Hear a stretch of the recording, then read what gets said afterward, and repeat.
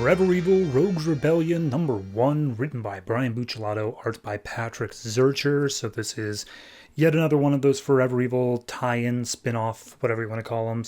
And this one revolves around Flash's Rogues Gallery and what they're up to. So necessary reading for this is the Grodd tie-in during Villains Month.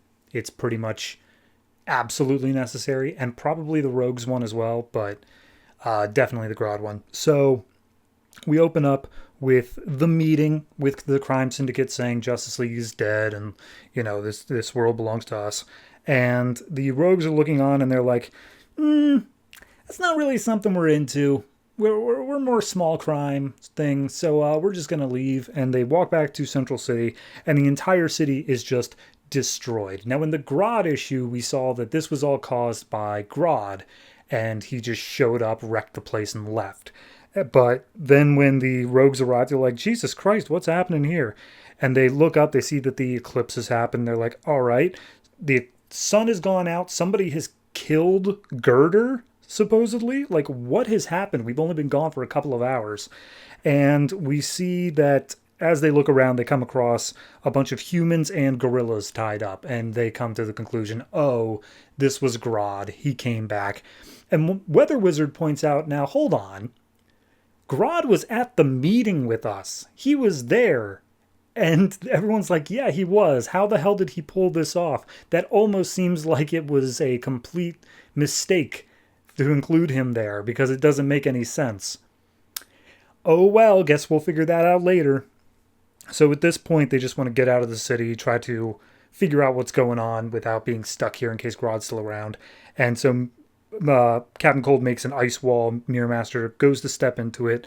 But then they look over and they're like, oh, wait, there's still some people alive. There's a bunch of cops tied up to trees over there. And Captain Cold's just like, hey, what happened to you? And Captain Cold's like, oh, if you're just gonna do it already. He's like, I'm sorry, do you not understand the Rogues don't do killing? Like, that's not a thing that we do. And we see it's Captain Fry. He's just like, yeah, no, Grodd showed up. He did all of this in like half an hour because he has Speed Force powers. And then he said that he was leaving, and his underlings said that more villains were going to arrive to finish the job. We assume that's you. And Captain Cold's like, how dare you, sir? And he frees the cops, starts breaking off the chains. Everyone's kind of like, you sure about that, man? And he's like, yeah, no, we're not going to kill the cops, and we're not just going to let them die. So yeah, let them go. And Trickster is the only one who's like really voicing up against that. He's saying like, no way, I am not about to be helping cops after what they did to me. And Captain Cold just pushes him down, saying, remember who your leader is. And as they free all the cops, we see Detective Singh goes for his gun and just immediately aims it at the Rogues, specifically Heatwave. And the captain's telling him, stand down. You just saw that they helped you.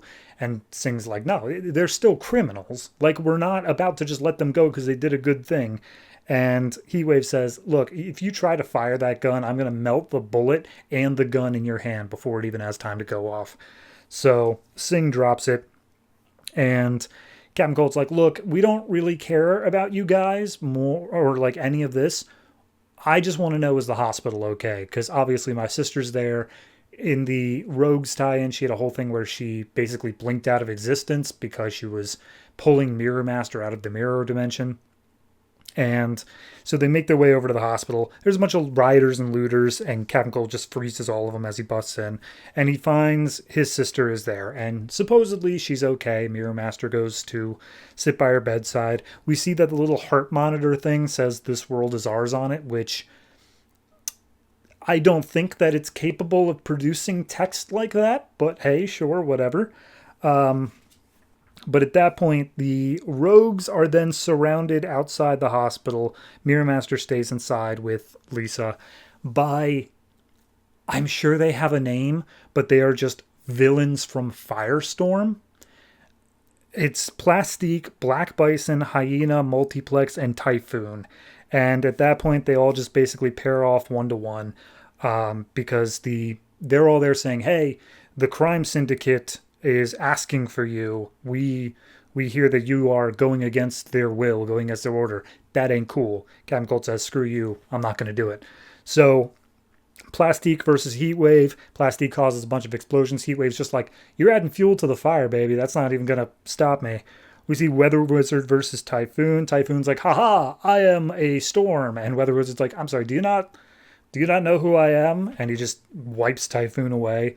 Hyena goes after Trickster, and it seems like he's on the lower hand, but then Hyena goes and starts biting his robotic arm, so that's where Mirror Master takes notice and runs outside.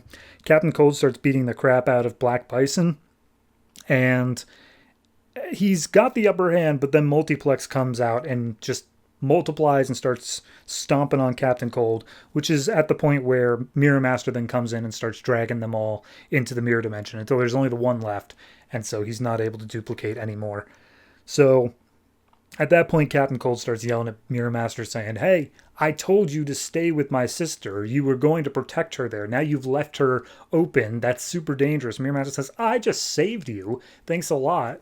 But at that point, there's a big explosion behind him, and coming down from the skies is, from the crime syndicate, Power Ring and Deathstorm. And Deathstorm is saying, rogues, you went against the crime syndicate. You're going to die now. So I got to be honest, I'm not entirely sure what this book is going to be. It might just be, hey, what are the rogues up to while all of this is going on, considering that they're not, huge on killing and whatnot. They're more small-time crime. Maybe it's just them trying to find that third way. I don't know. This issue definitely shows that they are not on the side of the crime syndicate and are at least more in line with the police at the moment. So, I don't know. There's a lot of directions this could take. I don't really feel like I've got a good line on it.